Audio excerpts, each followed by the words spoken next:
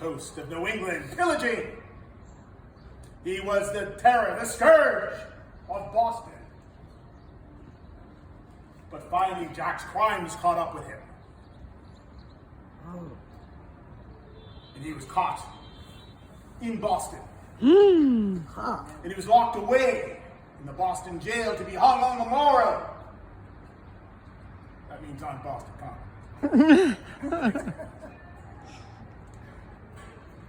And then, the night before he was to be hung, Jack had a visitor. 'Twas his mother. I'm gonna say 'twas the mother part. His mother came and appealed to the jailer, saying, "Oh, please, sir, please allow me to give my son one final meal and one final cup of wine." The jailer agreed. So for many hours that evening, Jack was fed by his mother. As the evening wore on, the jailer fell asleep, and when he awoke, Jack and his mother were nowhere to be found. Well, this will not stand. So the authorities went out and scoured the city of Boston, from Roxbury to the north end, from Charlestown, maybe the House of Blues. And finally, Jack was recaught. And once again, he was put in the Boston jail. And again, that night, he had a visitor. Was his mother.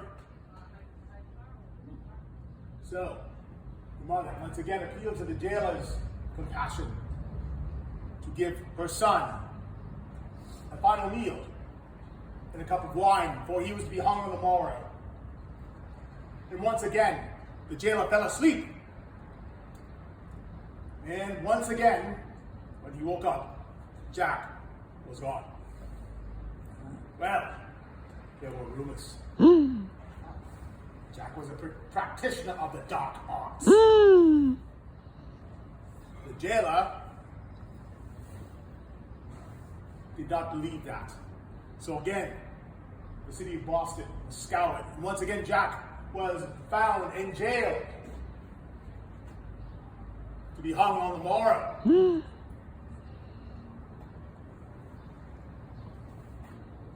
And as coincidence would have it, Jack had a visitor.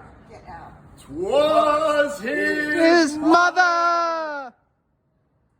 The jailer, not wanting to be made a fool of again,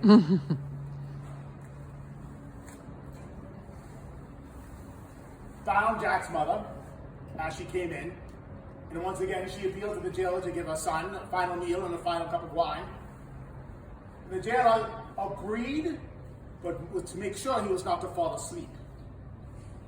So for many hours that evening, the jailer watched as Jack's mother fed him.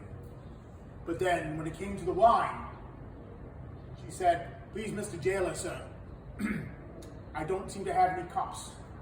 Could you get some cups so we may have a final glass of wine together?" The jailer agreed, but the jailer was no fool. He went outside of I shot. Sorry. But peered around and watched what happens next.